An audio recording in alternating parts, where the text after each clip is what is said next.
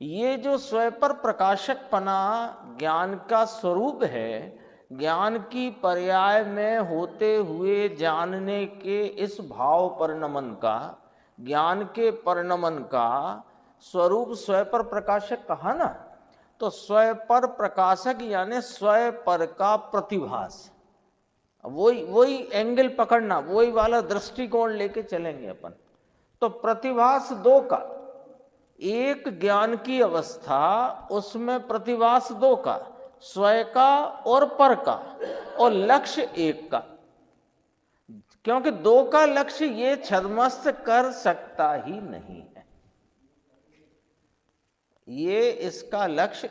तो अपन ने कल भी बात करी थी कि लक्ष्य की कोई पर्याय अलग से नहीं खड़ी होती।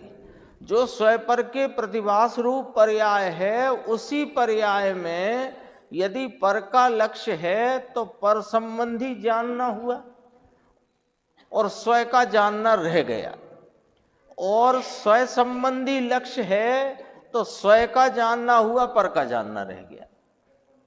दर्पण की बात है ना। तो प्रतिभास दो का प्रत्येक समय में, और लक्ष्य एक का। इस महासिद्धांत का सेवन होने पर ज्ञान ज्ञेयों से व्यावृत होकर, है ना, स्वय पर का प्रतिभास चल रहा है ज्ञान की अवस्था में, वहां जो एक रूपता से प्रवाहमान स्वय स्वरूप सदरस रूप से प्रवाहमान जानन जानन पने की एक रूपता से प्रवाहित सदरस स्वरूपता का जो भाव उस ज्ञान अवस्था में प्रतिभास रूप है, उसको लक्ष्य करे तो पर नाम ज्ञेयों का ज्ञान ज्ञेयों से यह अवस्था व्यावृत हो जाती है। व्यावृत माने उससे छूट जाती है। एक ही ये दर्पण लगा है, दर्पण में दर्पण की स्वच्छता और बिंबों के आकार रूप परिणमन, तो दो की झलकन है वहां। झलकन दो की, दर्पण की स्वच्छता और उस स्वच्छता में बिंब के प्रतिबिंब रूप या बिंब के अनुसार का वहां पर आकार में परिणमन।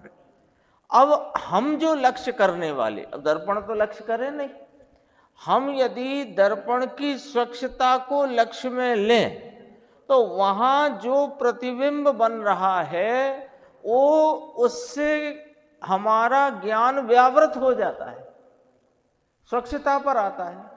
और यदि हमारा लक्ष्य उस प्रतिबिंब पर है तो दर्पण की स्वच्छता से व्यावृत रहता है, छूटा रहता है। व्यावृत माने ज्ञान ज्ञेयों से व्यावृत होकर जानन हार के सन्मुख होकर साक्षात अमृत का भोजी होगा।